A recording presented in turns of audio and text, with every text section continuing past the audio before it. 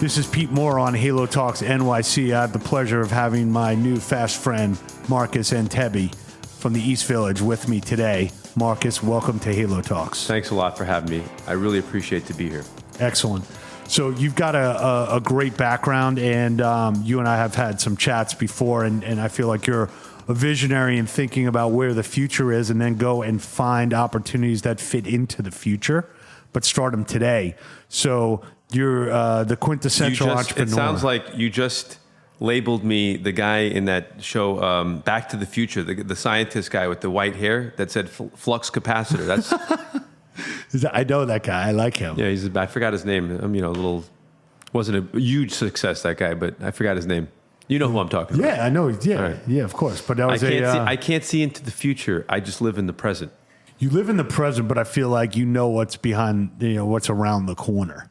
Well, one of the troubles I believe with entrepreneurship as a study in school is that the greatest lesson should be Enlightenment 101. You have to graduate that. That's your major. And then all of the consequential, word you love. Thank you. Things that you learn come following that because you'll absorb them and you'll do good in the world. So you're saying going to school or taking an entrepreneurship class gives you the foundation to open your brain and then fill it after you understand how it opens. Right, because the purpose of business should be to do good for people and to help people to have their own awakening. It shouldn't be money is a god, although that's prevalent mostly in our culture, and there's many reasons and things that it's linked to. It's not a judgment, it's just something that I've witnessed as a reality. And I think that money can be obtained much faster if a person has a higher intention. But that should not be the intention. The intention should be the higher intention first. But is the higher intention finding a frustration that needs to get solved? For some, that could be it. Other things could be very different. There's so many different types of entrepreneurial endeavors. So it's not one size fits all. So in the endeavors you've had, let's start with Juice Press. And why don't you take a minute and give your background so people can...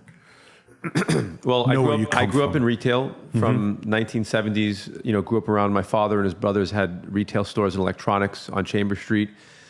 They were all uneducated merchants that knew the meaning of arbitrage. They can turn a nickel into a dime. Sure. And what was the name of the stores, by the way? Well, my father's store was called Meshuggah Dave. He was trying to do a copycat of Crazy Eddie. Yes, I know that story. And he was wildly unsuccessul. But the good news, unlike Eddie Antar, he didn't serve time in prison for That's good. Fraud.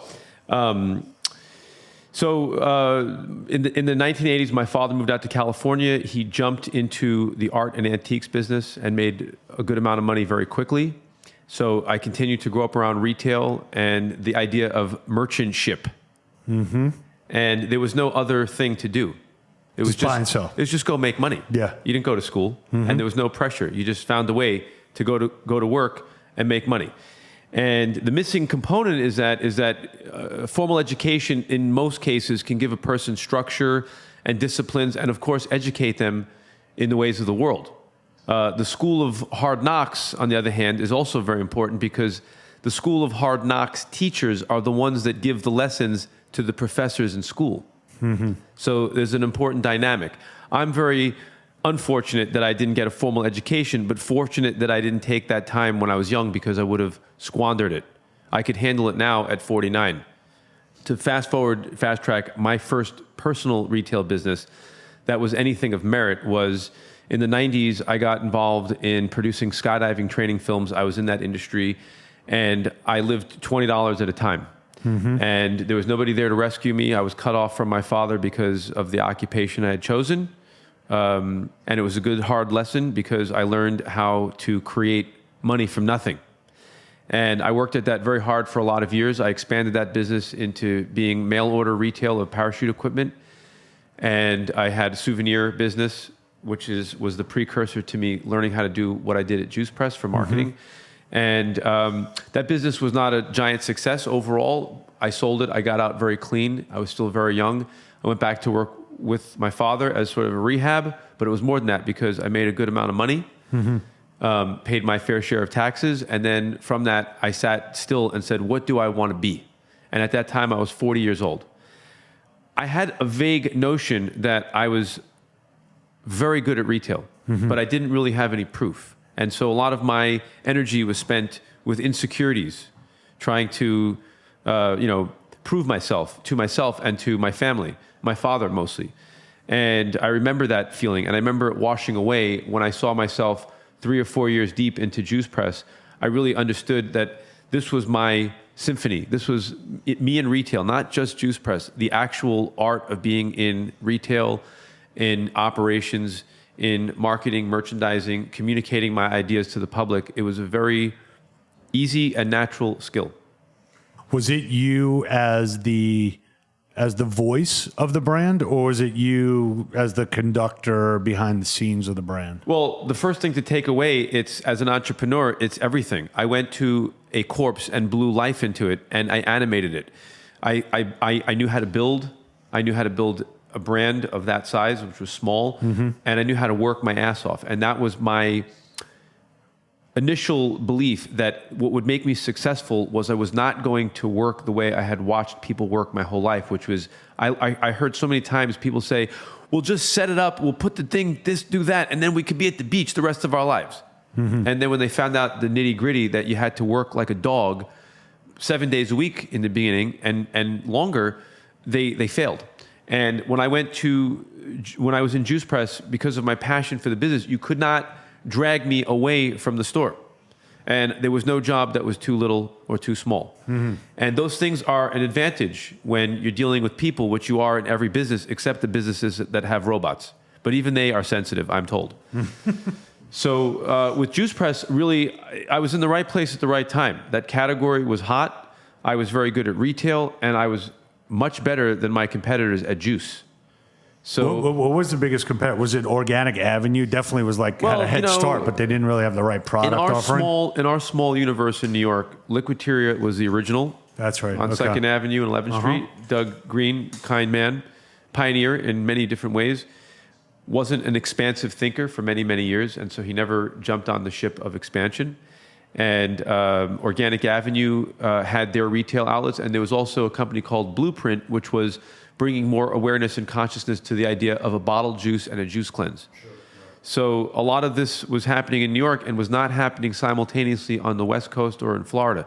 New York was really the epicenter for this movement, which was the really super fresh bottled juice, cold pressed, even commercializing the raw food movement, maybe having some cooked food. It was a high-end Jamba Juice, so to speak. And it's something that price point would never really work outside of major metropolitan cities, high-income zip codes. But there was a lot of money to be made in the boundaries of New York. So I opened up with a lot of attitude. I really brought my skydiving mentality and my tattoos to the juice industry and wrapped it around stainless steel to make it look clean. Did you, just to stop you for a second, did you go into Juice Press after you did analysis of who the players were and said, hey, I can outflank these guys, I can outwork these guys, the trends about the start? I just want entrepreneurs to understand it. It might have been part of your gut, might have been part of your research. This was very different for me. This was not like, I made money, not a rich guy, but I made some money in my early and mid 30s, and I spent it, and I didn't care. I returned the car 6 times until I got the right one. I don't care how much I was spending. Stupidity. With Juice Press, I really knew that it was time to be serious. And I knew that as a person with mild learning disability to some degree, I learned what I learned. I don't know what I don't know. I knew that I had to do a business plan. And that was actually the hardest part for me. I spent a year going to different markets, California, Miami, mostly, writing business plans. And I kept looking at them saying, something is missing here because the story is not being told. The business plan was more of a meditation and a focus and an intention that I was going to do this thing. And it wasn't actually enough because someone in a swimming pool in Miami who had 6 restaurants said I was out of my mind for going into the food business.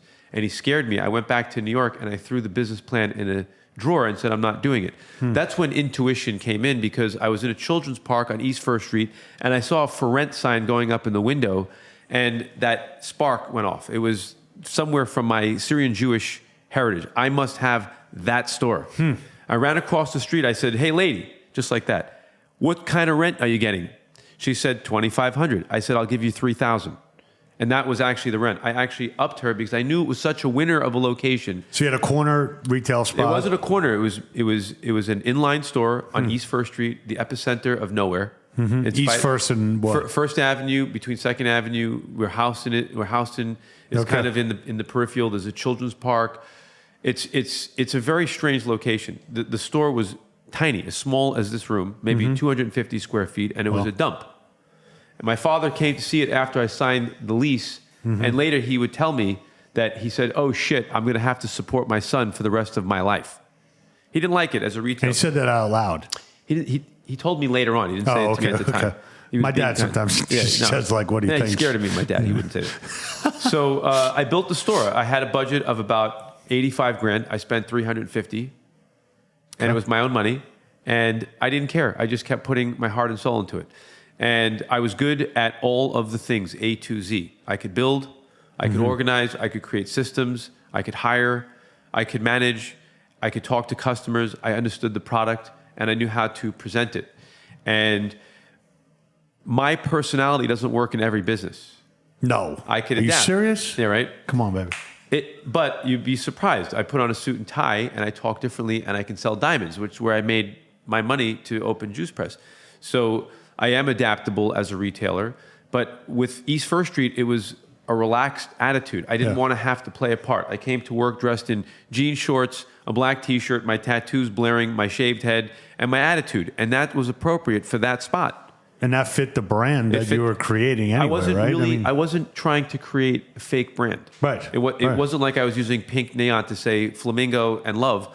It was me, 100%, saying drink fucking juice and save your life. Right.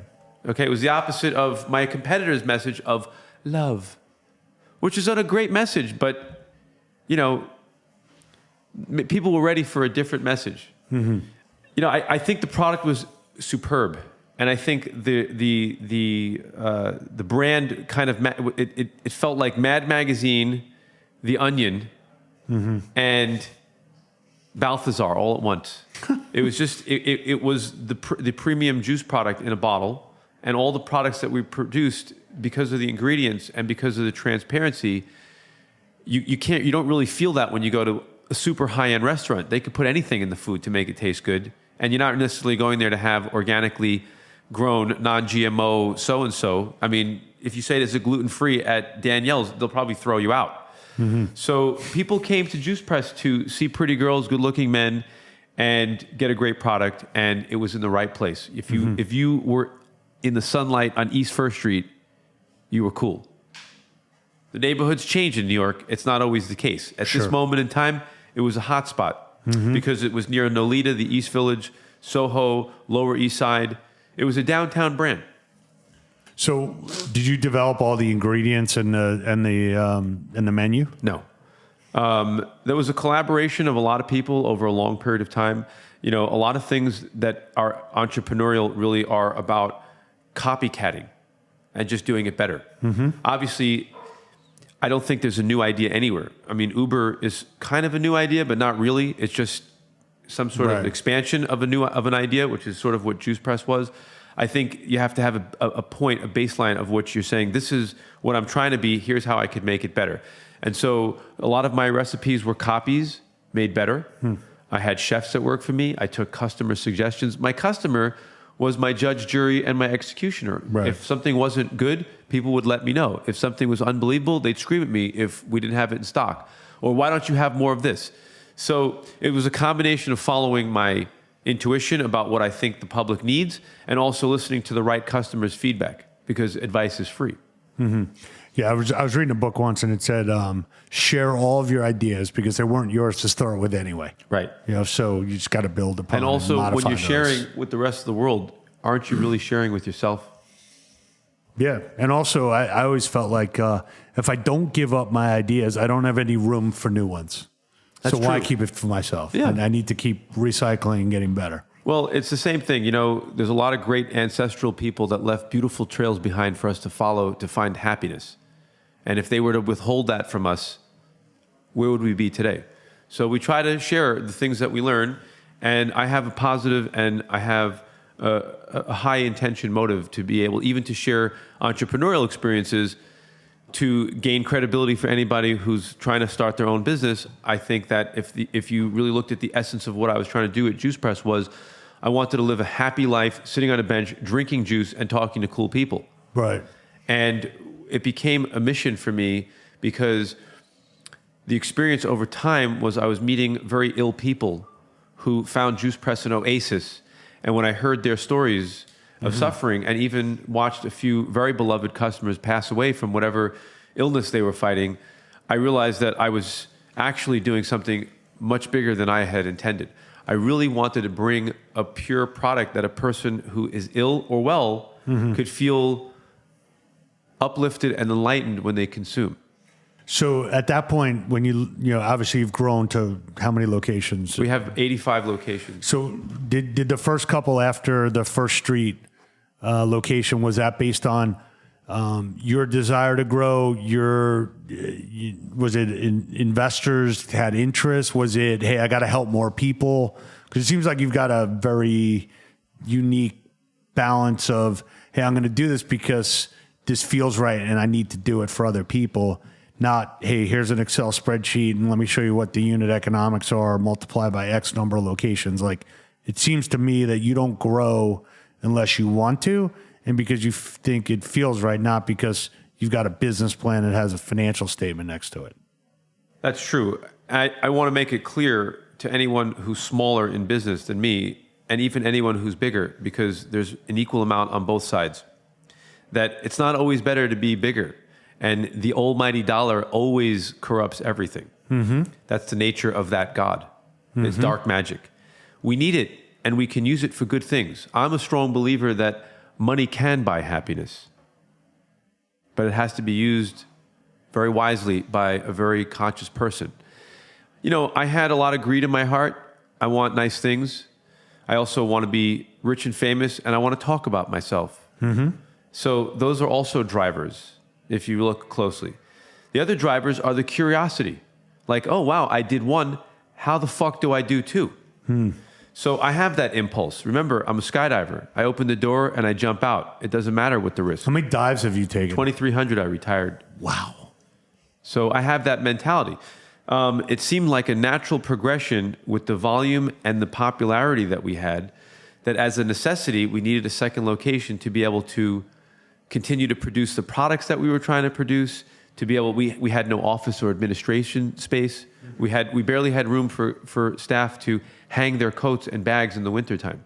So we needed a bigger space. And once I saw, at that time it really wasn't a we, at that time, once I saw how to do 1 to 2, 2 to 3, there were suitors out there. There were people that were hot in the industry, that loved the product. And as I saw it, there were a lot of people, both male and female investors, that said, wow, what other business would I want to be in? I can drink juice. I could be the talk of the town. This is like, wow, I'm like at the fashion shows. That's what it's like.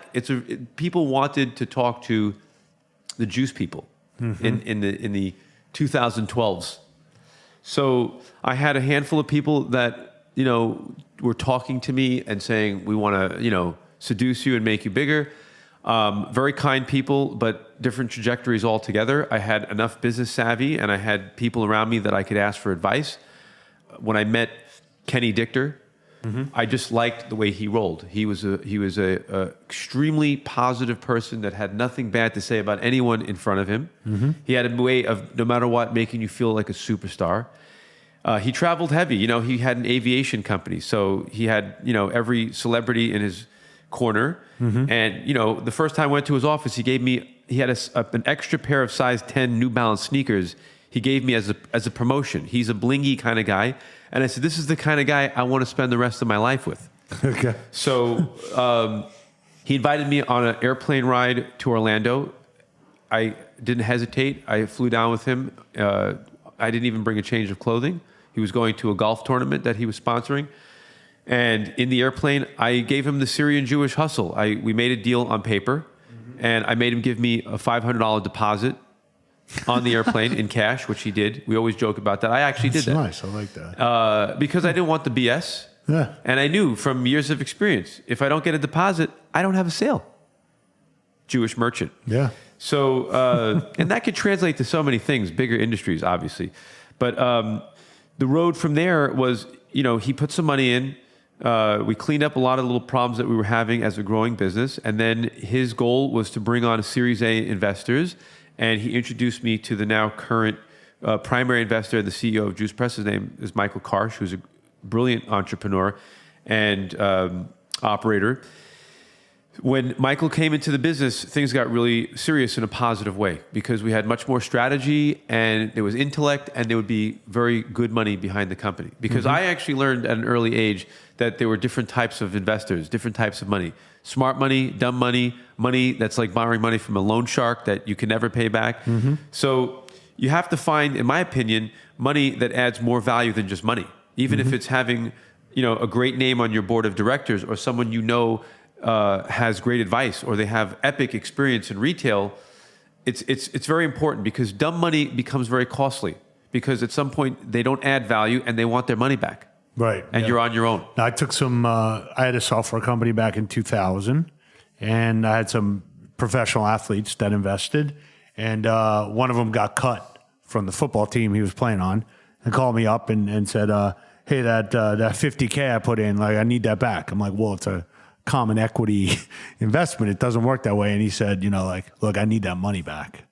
And then I learned that those types of investors, they don't need to be educated. They just need to get their money back. Because when you're an entrepreneur and you're a creator of any kind and you enter into the world of the financial people, they understand your thinking better than you understand their thinking.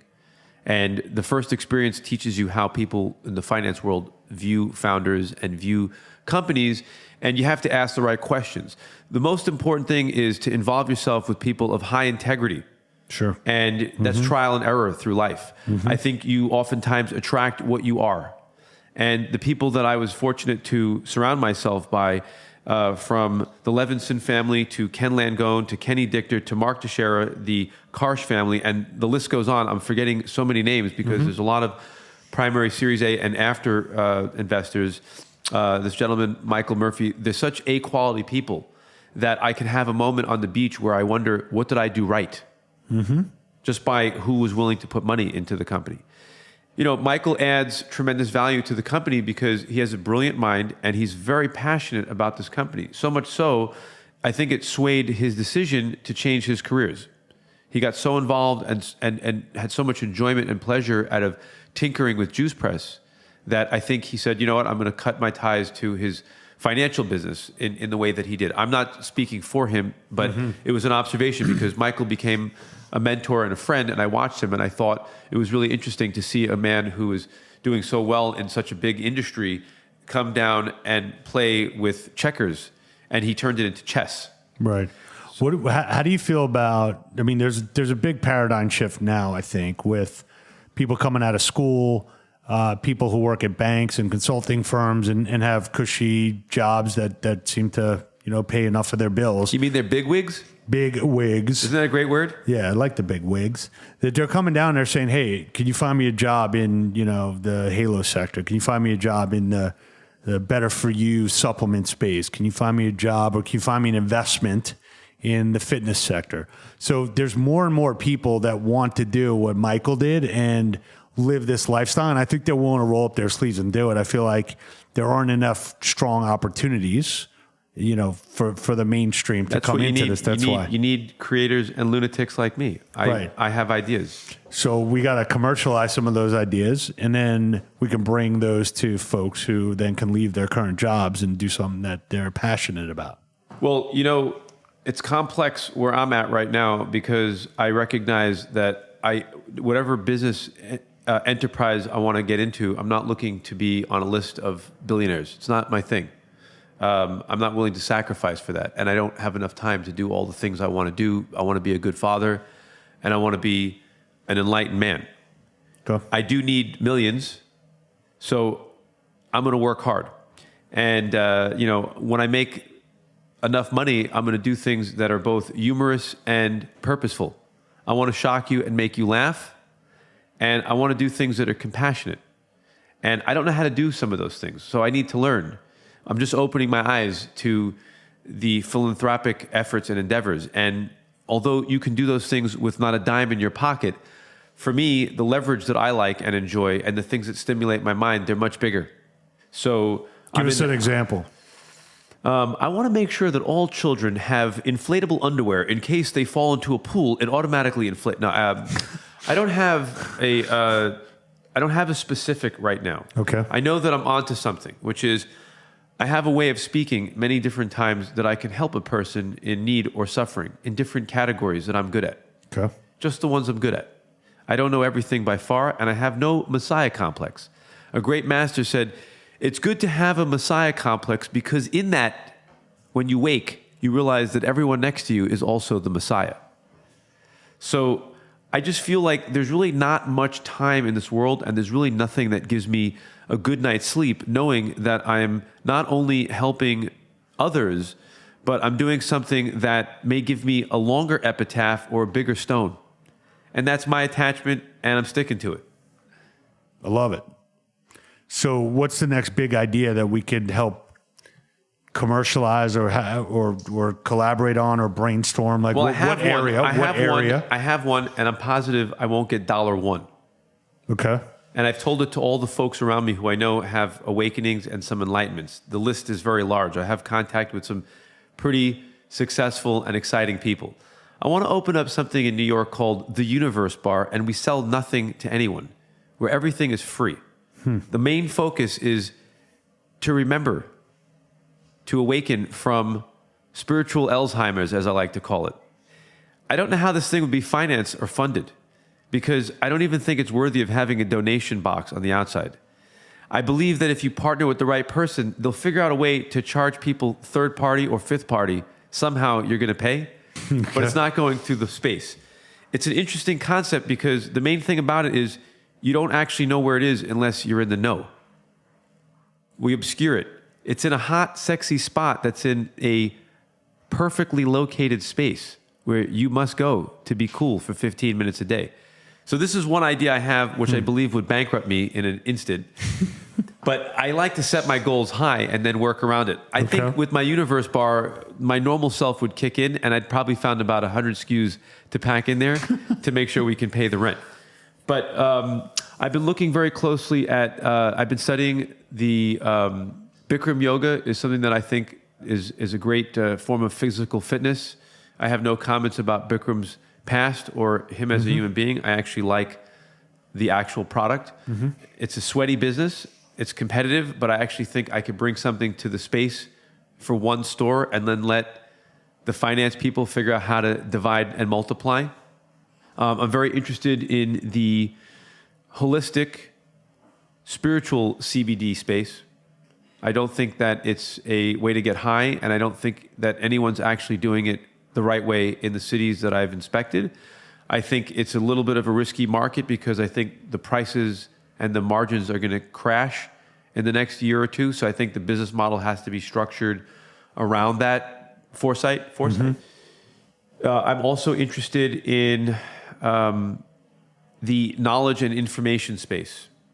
And this is, again, very small and trite. And so that's why I treat it with very kid gloves, which is I actually believe very strongly in the analog space, in writing small books that teach different subjects. Yeah, you showed me one. It was fascinating. Yes. So this is the opposite of what's happening in some ways, where everyone is going digital, and it seems now that the space is so crammed and noisy, I don't think it's the same delivery as analog. And when I go to a book, there's something about a book in a time of need, for me as an older school person, that the digital realm doesn't completely have. And I'm not sure that the younger generation associates with that, although there's still books out there. So I don't see it as being the most epic business. I believe that something in print feels more valuable and treasured than something that was just posted 3 hours ago and can be taken down and put up by anyone and taken down and put up and edited. So when I say this, this type of business would be me going to a collection of the many, many people I know that are very, very talented and getting them to write 25 or 30 page point of sale booklets on the subjects that they're experts in, making it humorous and very digestible. I don't see it as being an epic business. What I do see it as being as a way of me building a brand that instead of me building a retail store first and trying to build a brand, I could build the brand first and then slap it on a retail store. So also, it's a passion project. So like Juice Press or other things that I've been successful in, I have to do something that I love. Mm-hmm. So, you know, if I found the right partner, they might put a spin on it that I'm not seeing. Mostly everyone I talk to just looks for an immediate way to monetize it. And so it feels corrupt right from the start because it's not going to be the thing it could be.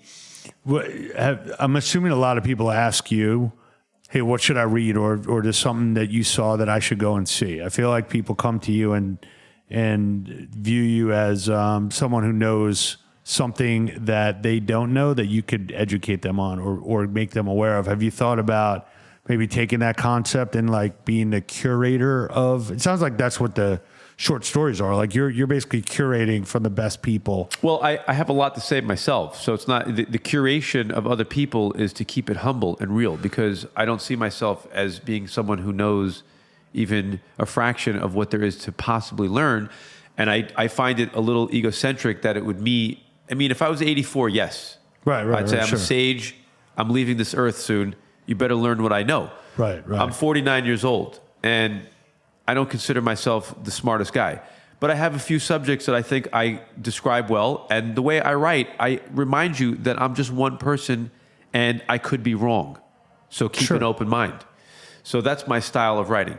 But I also think it's fun. It's eye-catching if I had something about improving your serve by Serena Williams and it actually had nothing to do about tennis. It had to do about being a good mom. Mm-hmm. That's my approach. So I think that's accessible. In the business plan that I'm writing, my first subject is actually going directly to the Dalai Lama himself. I probably have a better chance of being struck by lightning than making that real. But I like to set I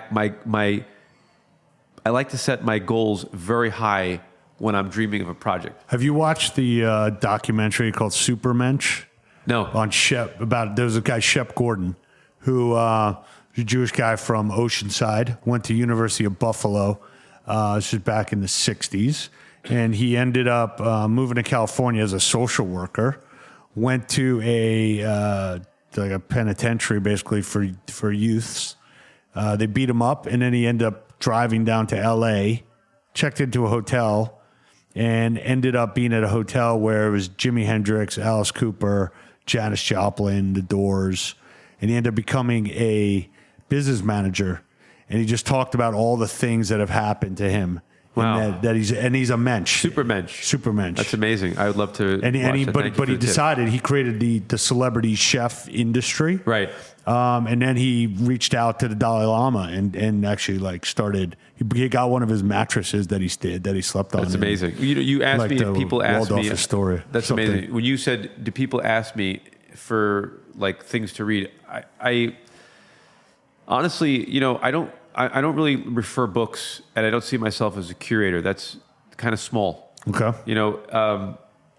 By practicing things and being good at them, just being good, and getting into the zen of the thing that you're practicing, and then having a command of the language you speak.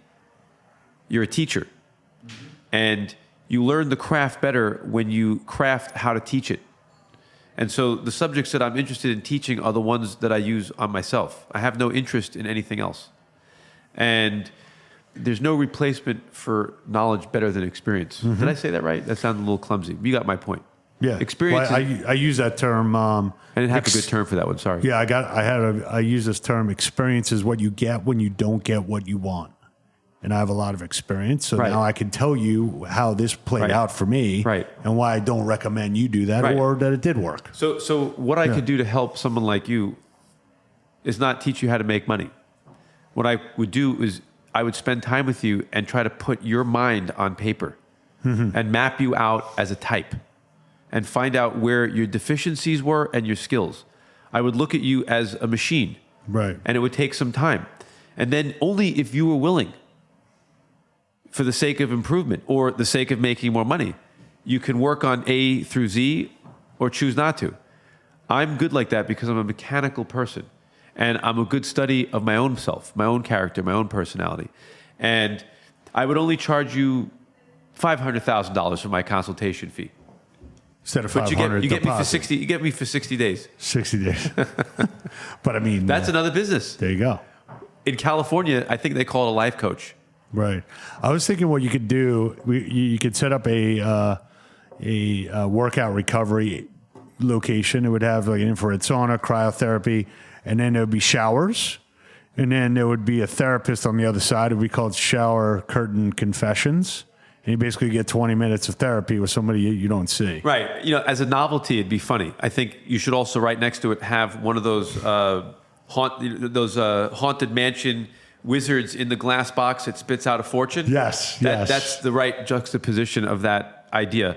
and I would say that the real mission, if I could say this live to your tens of thousands of listeners. Thank you.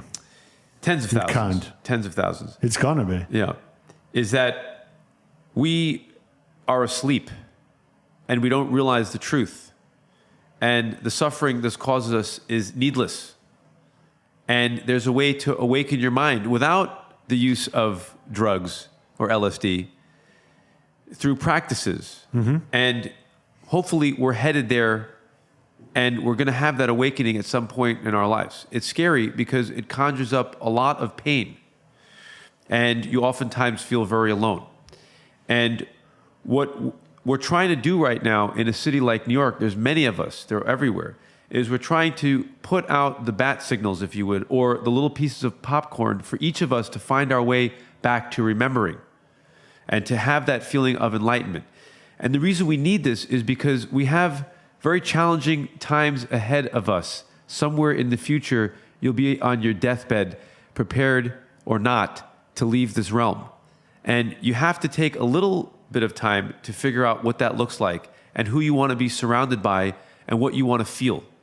If all you will have at your funeral are lawyers because they're sad that their biggest fee has died, that's a sad life, in my opinion. So what we're trying to do is we're trying to awaken your mind, and we have different vehicles. There are businesses that are out there that keep people in a mass consensual delusion and drive us far away from our natural remedial capabilities. Foods that sicken us and products that are really not going to do you very good. And then there are a lot of people that are trying to do things that are really kind and gentle. Mm-hmm. And we have to boost those people. And there's different materials. You could be through a juice bar. The label could say, love thy neighbor. It could be through writing. It could be through just doing lectures or teaching people, young kids, how to play sports with heart and compassion. There's so many different ways. So how do you, I mean, there's impact funds now, right? There's better investing vehicles. There's limited partners that invest behind private equity groups and venture capital firms and say, here's a list of more industries that I do not want to be affiliated with. So there's progress on that front. I think the bigger issue, or maybe you're an activist and you say, I'm going to get involved with this terrible industry and I'm going to change it. Right. So it's open mind. It's not me being judgmental. I'm not trying to be superior to anyone else. Yeah, understood. That was a long time ago. Right now, what I'm trying to do is one of your friends who introduced us somehow said, I want to start a company and I want to clean all the plastic out of the oceans. And I smiled. I said, great. So the first thing to do is just enlighten the whole world. Because if you don't, they'll be dumping plastic back in on the other side. Mm-hmm. So the focus has to shift. The focus has to shift. And it's really for yourself. Because you are everyone. When you're kind to a stranger who's in need, somewhere in your life, you're going to remember that person and you're going to say, I was kind to myself. Right. Well, I think that all gets passed on. So like I just told a joke in the elevator with two people on my way out, and they laughed. And that laughter is going to get passed on to someone else. Yes. So I believe in the laughter dominant. It depends on if they were laughing at you or with you. I think they were laughing with me, but I mean, even if they're laughing at me. Well, we're going to find out when you give me my $500,000 to do your consultation. My 90 day. We're going to study. You're going to do 90 days. 90. Yeah, we're going to figure out whether or not people are laughing at your jokes. Hey, that's good. Or maybe they're scared of you. Maybe it's fear banter. Maybe. I don't know. I don't think these guys had anything to gain or lose. I think they were just listening and enjoyed it. But I mean, you could judge it during my 90-day trial. They could have been government officials who were trying to dupe you while they were bugging your office. Now we're really in the matrix. No, but I do think that there's hope. I do think there's more people that are looking for what the benefits are globally versus, for their own benefit. Yeah, you want to be cool. But there's a lot of work. You want to be cool, my man. You don't want to be that one guy ordering a giant something when everyone downsizes. You don't want to be having your supersized straw when everyone's using stainless steel. You want to be cool, right? So rollerblades are out. Rollerblades are out. What's in then? Keep your plastic out of the fucking ocean. Very simple rules. That's a good rule, right? Yeah, keep your plastic out. Be kind to others. Right. Say you're sorry a lot. Try that as an exercise. I'm sorry. Thank you. When was the last time you thanked the lovely woman who sits in the cold mausoleum downstairs in the lobby? I talk to her every day. Thank you. I talk to her every day. Thank you for guarding the lobby. Yeah. No, when I walk out of a fitness class and there's somebody walking in to clean the bikes with the towels, I look them in the eye and I say, thank you. And I don't know how many people do that, but that's important. Because they're the second most important person in it. It's ridiculous to not do it. Of course. Because you're in the same position, buddy. You're washing bikes off yourself too. And you want the big man upstairs to say thank you. Exactly. And you want to also connect to human beings because everyone has a light. You're not better than him. You might have more money than him. And your ass might be parking on a seat that he can't afford. But you're not better than him, so how could you not? If you don't thank him, of course, you are not in the present moment. I'm in agreement. So let's continue to spread the word. It's been a pleasure. Let's bring it back to money. Let's make money. Doing it the right way. Everyone's better. That I agree. And then use it as a tool and use money as a weapon to get people to clean up their act. By the way, maybe not we should say. By the way, let's use money as a weapon. I know I have a last comment to make. Please. Confirmation that I am of sound mind and body is that the billionaires that I've had the luxury of having audience with as a court jester, mostly, many of them think the way I think. Actually, I should say we just think in a very unique kind of way.